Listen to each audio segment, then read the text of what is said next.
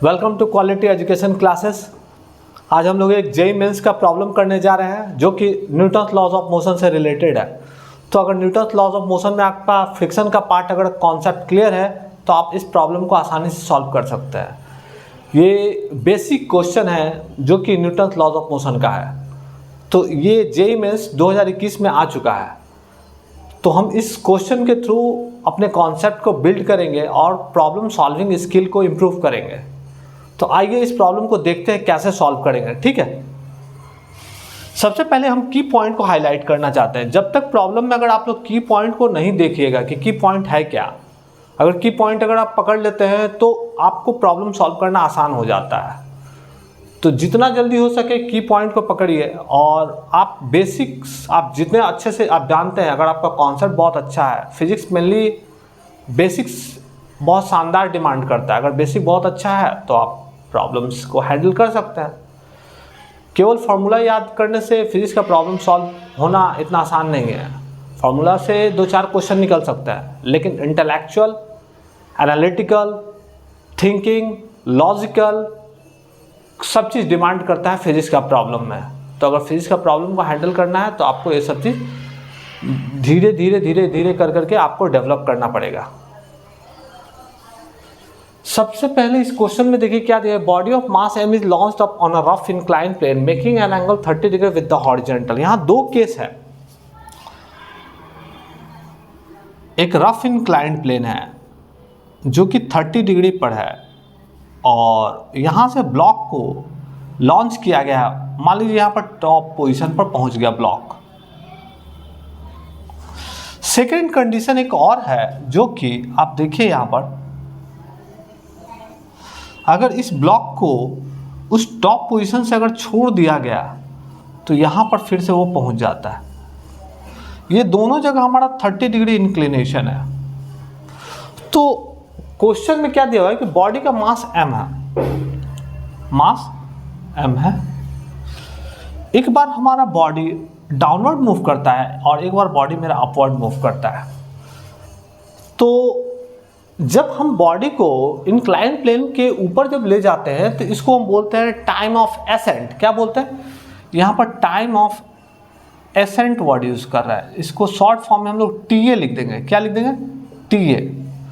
और जब कभी body at the top position to bottom position आता है तो इस कंडीशन में हम लोग टाइम ऑफ डिसेंट की बात करते हैं। तो time of descent T descent equal to, ये हम शॉर्ट फॉर्म में TD लिख दे रहे हैं। तो यहाँ पर क्वेश्चन में दिया हुआ है क्या? The coefficient of friction between the body and the plane. मतलब बॉडी और प्लेन के बीच में जो म्यू का वैल्यू है, the coefficient of friction between the body and the plane, mu का वैल्यू जो क्वेश्चन में है वो दिया हुआ √x/5। ठीक है, यहाँ भी वो काम है, यहाँ भी वो चीज़ है। म्यू का वैल्यू जो है √x/5। अब ध्यान से देखिए कि the time of ascent is, condition क्या दिया हुआ है? टाइम ऑफ एसेंट जो है half of the time of descent. ये कंडीशन क्वेश्चन में ऑलरेडी मेंशन है। फिर उसके बाद क्या बोला है? द वैल्यू ऑफ x, जो कोफिशिएंट ऑफ फ्रिक्शन आप जो निकालने जा रहे हैं उसमें x का वैल्यू आप कैसे कैलकुलेट कीजिएगा? तो सबसे पहले म्यू का वैल्यू निकालना पड़ेगा। Mu in the terms of such kind of expression में आपको डील करना पड़ेगा। इस तरह का अगर एक्सप्रेशन अगर आप लोग लेकर आते हैं तो यहाँ पर आपको x का वैल्यू इजीली निकल जाएगा। तो यहाँ पर हम लोग क्या करेंगे कि फ्रिक्शन का कॉन्सेप्ट के साथ साथ न्यूटन्स लॉज ऑफ मोशन का बहुत ज़बरदस्त एप्लीकेशन सीखेंगे कि कैसे हम लोग फ्रिक्शन को NLM के साथ न्यूटन्स लॉज ऑफ मोशन को अप्लाई करेंगे। यहाँ देखिए, सबसे पहली बात है, मैं टाइम ऑफ डिसेंट की मैं बात करता हूँ। ठीक है, जब ये बॉडी नीचे की ओर आ रहा होगा, ठीक है, जब बॉडी नीचे की ओर आ रहा होगा तो नीचे आएगा तो कौन सा फोर्स रिस्पॉन्सिबल होगा? Which one force is responsible to move body downward? That force is nothing but that force is our gravity force. Which force? Gravity force. तो ग्रेविटी फोर्स यहाँ पर आप देखते हैं, इसका फ्री बॉडी डायग्राम आप लोग थोड़ा देखिए कैसे हम लोग निकालते हैं। ये mg एक्ट किया और इसका एक component mg sin theta along the plane act करेगा और mg cos थीटा यहाँ पर एक्ट करेगा, यहाँ से नॉर्मल एक्ट करेगा ऊपर की ओर, ठीक है। अब जब बॉडी नीचे की ओर आ रहा होगा तो फ्रिक्शन किधर एक्ट करेगा? अब बताइए, फ्रिक्शन जो होगा रिलेटिव मोशन को अपोज करेगा, फ्रिक्शनल फोर्स हमारा पीछे एक्ट करेगा। तो यहाँ पर आप फोर्स को मैंने रिजॉल्व कर दिया। अब मैं रही बात इक्वेशन लिखने की, इक्वेशन कैसे लिखूंगा?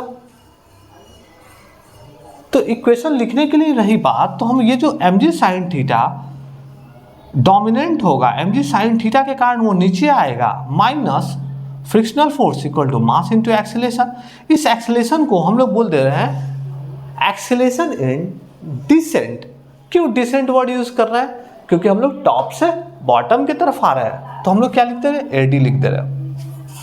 तो इसको लिख सकते हैं mg sine theta minus friction की जगह म्यू mg कॉस थीटा लिख सकते हैं। क्यों कॉस थीटा लिख सकते हैं? ये मैं ऑलरेडी बहुत से लेक्चर में बता चुका हूँ। क्योंकि अगर आप नॉर्मल फोर्स की बात करें तो नॉर्मल हमारा mg कॉस थीटा ही है, और फ्रिक्शन फोर्स जो डिफाइन होता है वो म्यू इंटू एन से डिफाइन होता है। तो एन का वैल्यू आप पुट कर दीजिए वहाँ पर, और F equal to mu mg cos theta आ जाएगा। यहाँ से m कैंसिल आउट कर दीजिए, m जो है कैंसिल आउट कर देते हैं। एक्सेलेरेशन डिसेंट एक्सेलेरेशन क्या आ जाएगा? g sine theta minus mu g cos theta. Very very important relation, you get it. आप एक बहुत शानदार रिलेशन आप प्राप्त कर चुके हैं, जो कि अगर कोई बॉडी अगर नीचे की ओर आ रहा होगा और हमारा बॉडी जो होगा रफ इंक्लाइंड प्लेन पर होगा, उस केस में हमारा एक्सेलेरेशन क्या होगा? तो एक्सेलेरेशन हमारा क्या होगा? g sine theta minus mu g cos theta. ठीक है, अब उस पार्ट को मैं डिस्कस कर लिया। अब let me discuss this part. तो ये वाला पार्ट को हम डिस्कस करते हैं। देखिए कैसे, अगर इस बॉडी की मैं बात करूं, ये ऊपर की ओर जा रहा है, तो mg साइन थीटा एक्ट करेगा इधर, ठीक है। मान लीजिए ऊपर जो जा रहा है उसको एक्सेलेरेशन को बोलते हैं एक्सेलेरेशन इन एसेंट। ए से रिप्रेजेंट कर रहा है, ठीक है। एसेंट मतलब चढ़ाई, और डिसेंट मतलब उतरना होता है। तो एसेंट मतलब यहाँ पर इस बॉटम पोजीशन से टॉप पोजीशन पर जा रहा है एसेंट, और टॉप पोजीशन से बॉटम पोजीशन आ रहा है डिसेंट। तो यहाँ पर mg साइन थीटा क्या हम लिख दिया, यहाँ से सॉरी, यहाँ mg एक्ट करेगा और एक फोर्स जो अलोंग दिस डायरेक्शन एक्ट करेगा mg साइन थीटा, और एक फोर्स एक्ट करेगा इस डायरेक्शन में mg कॉस थीटा, और यहाँ एक नॉर्मल रिएक्शन एक्ट करेगा। अब जब बॉडी ऊपर की ओर जब मूव करेगी तो फ्रिक्शनल फोर्स किधर एक्ट करेगा? तो फ्रिक्शनल फोर्स जो होता है रिलेटिव मोशन को अपोज करता है। तो रिलेटिव मोशन को अपोज करेगा, तो अगर ये बॉडी मेरा ऊपर की ओर जा रहा होगा तो फ्रिक्शन फोर्स डाउनवर्ड एक्ट कर रहा होगा। तो चलिए, तो यहाँ पर एक फोर्स और भी इन्वॉल्व कर देते हैं, दैट इज आवर एफ। तो अब ये बॉडी जो ऊपर की ओर जा रही है, वो बॉडी जो ऊपर की ओर जा रही है, तो इसको हम लोग क्या करेंगे? न्यूटन सेकेंड लॉ से F net equal to mass into acceleration into a लिख दे रहा हूँ। तो एफ नेट क्या हो जाएगा? Net force.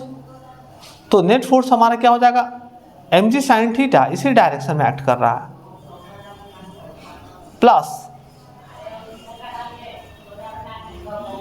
Mu mg cos theta equal to mass into acceleration. तो अब एक चीज और मैं बात करूं, यहां से mm कट गया, तो एक्सेलेरेशन एसेंट में हमारा क्या होगा? g sine theta plus mu g cos theta.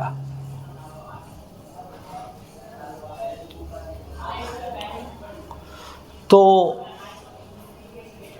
ये हमारा एक्सेलेरेशन एसेंट निकल गया, ये हमारा एक्सेलेरेशन डिसेंट निकल गया। अभी मैं क्या करता हूं,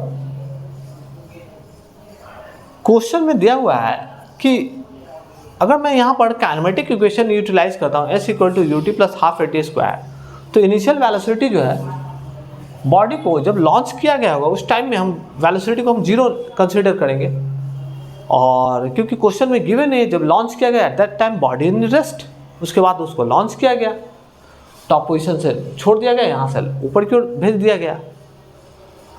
तो इनिशियल वेलोसिटी को अगर, तो यहाँ पर अगर काइनेमेटिक इक्वेशन लगाएंगे, यहाँ काइनेमेटिक इक्वेशन, तो डिस्टेंस तो ट्रैवल तो दोनों तो बराबर ही होगा। डिस्टेंस ट्रैवल यहाँ पर जो इंक्लाइंड प्लेन होगा, यहाँ पर जो inclined plane same inclined plane है, तो डिस्टेंस तो बराबर ही होगा। तो हम क्या करते हैं, s a equal to s d, और s equal to u t a plus half a t a का square equal to u t t plus half a d t d का स्क्वायर। यहाँ ये वाला पार्ट खत्म हो जाएगा, ये वाला पार्ट खत्म हो जाएगा, हाफ हाफ कैंसिल आउट हो जाएगा। तो time of ascent upon time of descent अगर निकालेंगे तो अंडर रूट क्या निकलेगा, ए डी, ठीक है, ए डी अपॉन ए। ये हमारा एक रिलेशन, इंपॉर्टेंट रिलेशन आ गया। A time of ascent upon time of descent हमारा एक इंपॉर्टेंट रिलेशन आ गया। अब यहाँ पर टाइम ऑफ एसेंट जो है एक्सेलेरेशन का फंक्शन आ गया, और ऑलरेडी हम लोग ने एक्सेलेरेशन निकाल के रखा है, यहाँ पर पुट कर देते हैं। तो क्या पुट करेंगे, डिसेंट का जी sine theta minus mu G cos theta upon जी sine theta plus mu G cos theta. यहाँ पर हम अंडर रूट होगा, जी कैंसिल आउट कर देते हैं क्योंकि जी एक्सप्रेशन से आउट हो जाएगा।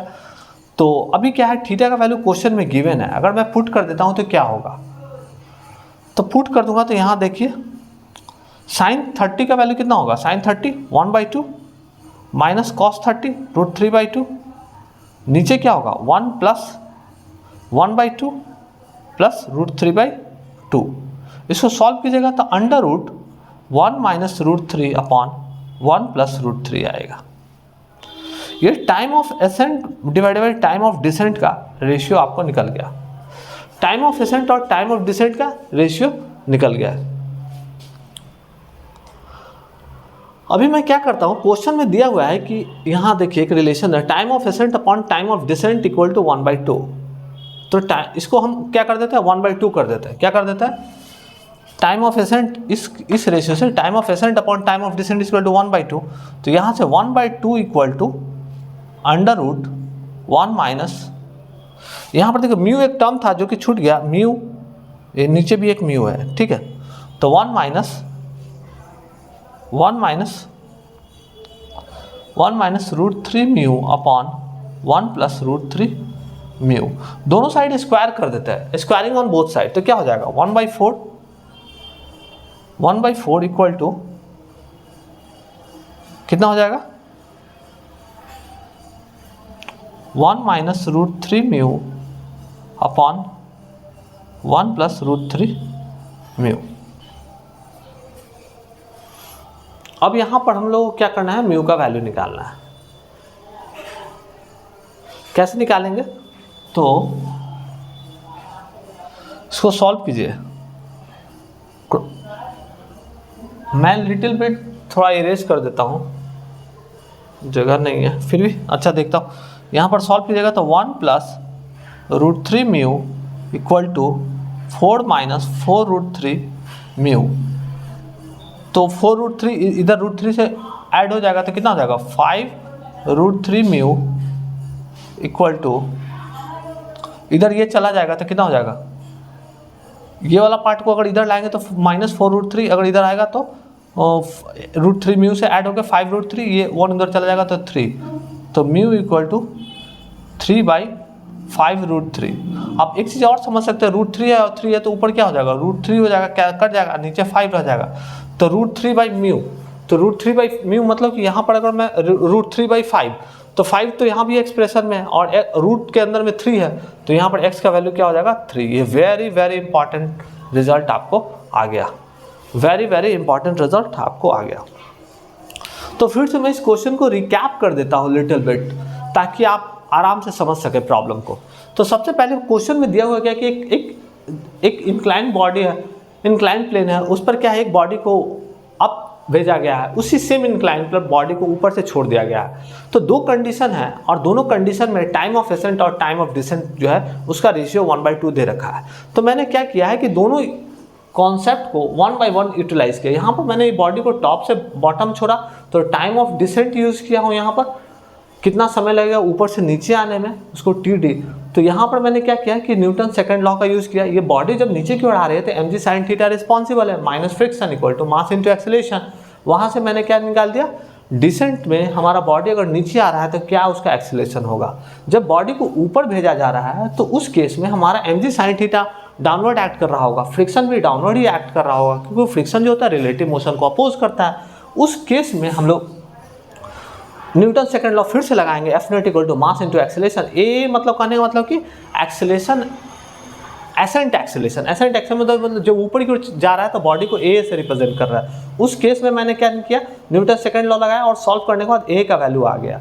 अब क्वेश्चन में हम लोग को ये बताया जा रहा है कि अगर ये वाला जो लेंथ है, ये मतलब कि सेम इंक्लाइन प्लेन है, तो अगर ये जो लेंथ है सेम ये भी लेंथ बराबर है, तो हम लोग ने एसेंट में जो ऑब्जेक्ट ट्रैवल करेगा डिस्टेंस, सेम डिसेंट में भी वही ट्रैवल करेगा।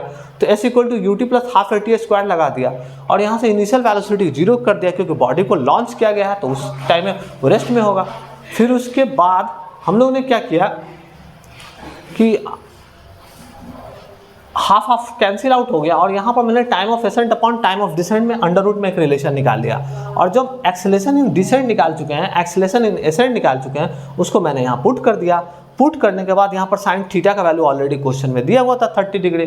30 डिग्री पुट किया। पुट करने के बाद मैंने एक रिलेशन प्राप्त किया, दोनों साइड स्क्वायर किया, क्योंकि ये 1/2 कहाँ से आया, 1/2 क्वेश्चन में गिवन है। Time of ascent is half of the time of descent, जो कि मैं यहाँ लिखा हूँ और इसी रिलेशन का मैं यहाँ यूटिलाइज किया हूँ। Time of ascent upon time of descent के 1/2 दोनों साइड स्क्वायर किया और स्क्वायर करने के बाद मैं म्यू का वैल्यू जो है √3/5 आया, जो कि रिक्वायर्ड इक्वेशन के सेम है। नीचे में 5 है, नीचे में 5 है, ऊपर में रूट है, तो ऊपर में रूट है, x का वैल्यू 3 हो गया, x का वैल्यू 3 हो गया। तो ये काफ़ी ज़्यादा अच्छा प्रॉब्लम था और मैं ज़्यादातर क्वेश्चन कॉन्सेप्चुअल प्रॉब्लम डिस्कस करता हूँ ताकि आपके एक क्वेश्चन के थ्रू आपका ज़्यादा से ज़्यादा कॉन्सेप्ट बिल्ड कर हो सके। तो यहाँ पर आपने क्या किया, न्यूटन सेकंड लॉ का अप्लाई करना सीखा। फिर उसके बाद फ्रिक्शन का डायरेक्शन आप लोग कैसे अप्लाई करते हैं ये भी सीखा आपने। फ्री बॉडी डायग्राम सीखा। फिर उसके बाद सम मैथमेटिकल इंटर रिलेशन कैसे किया जाए वो भी सीखा। क्वेश्चन को आपने बहुत अच्छे से समझा कि हाँ इस क्वेश्चन को हम लोग कैसे सॉल्व करना है। तो इस तरह के इंटेलेक्चुअल कैपेसिटी आप लोग को डेवलप करना पड़ेगा फॉर प्रॉब्लम सॉल्विंग स्किल। तो इसी तरह के हमारे वीडियो हमारे चैनल पर आते रहेंगे, कॉन्सेप्चुअल प्रॉब्लम को लाएंगे आप लोगों के लिए। और हमारे चैनल को लाइक कीजिए, सब्सक्राइब कीजिए। मिलते हैं हम लोग नेक्स्ट वीडियो में। थैंक यू, धन्यवाद।